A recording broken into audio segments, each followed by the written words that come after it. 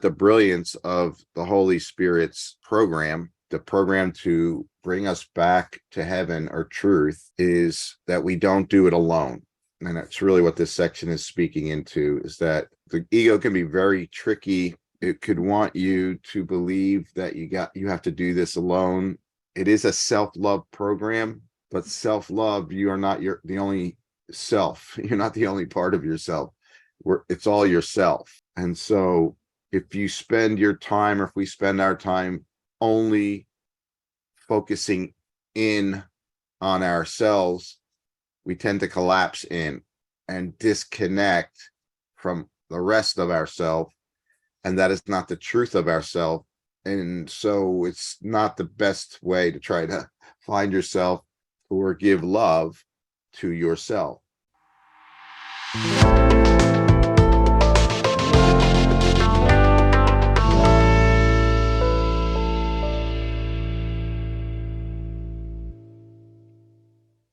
If you think that you're possibly in the wrong relationship and it's not the right one, I would say that's exactly the right one. That's the one where the greatest work can be done. The one that you judge the most, or that you're most uncomfortable with, is the one you get to love. Because that one is the part of yourself that you've judged in some negative way and you find distasteful. That's your own self-judgment projected outward. So there are no accidental meetings, therefore no accidental relationships, therefore no wrong relationships. Now, certainly forms of relationship can change. And this isn't saying that some form of a relationship may not be ready to be changed. Who knows? It doesn't really matter. You can stay in a form that's not the best form and still do this work and still have the transformation and still have the miracle. It's not whether you stay or go that matters. So that's the ego's idea. So you can do the work right here, right now. And if you do, wherever it is, whoever it's with, the miracles will happen, the healing will occur, and the rest takes care of itself. The light in them shines as brightly regardless of the density of the fog that obscures it. If you give no power to the fog to obscure the light, it has none. For it has power only if the Son of God gives power to it. The thoughts in our mind that are hurting us, that are scaring us, only have power to do that because we give it the power to do that. We decide. We are empowering it.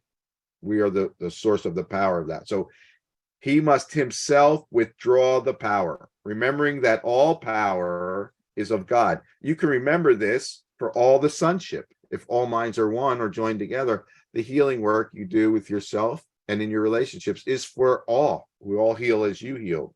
So do not allow your brother not to remember, for his forgetfulness is yours. In other words, love your brother even when your brother is having a difficult time loving himself. And when people are having a difficult time loving themselves, or another way to say that, realizing the love that they are, seeing the love that's already inside them, seeing the light, the truth of who they are. When they're having a difficult time doing that, they will behave poorly.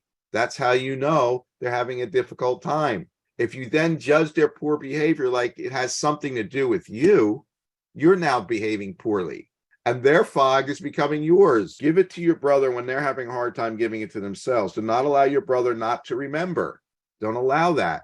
Keep seeing it in them. Keep remembering the truth of who they are. Keep loving them right where they are, looking past the fog in them, right? This doesn't mean you have to allow any sort of physical harm to be done to you or anything like that. You don't have to do that. You don't even have to be in the same room with someone to continue seeing the light in them. It's something that's happening inside you internally. You're connected to them. They know it.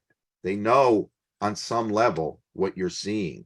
As you know, when people are doing it with you, you know, it's either contributing to the fog in you or it's burning through the fog and waking you up into the light. And so you have that power.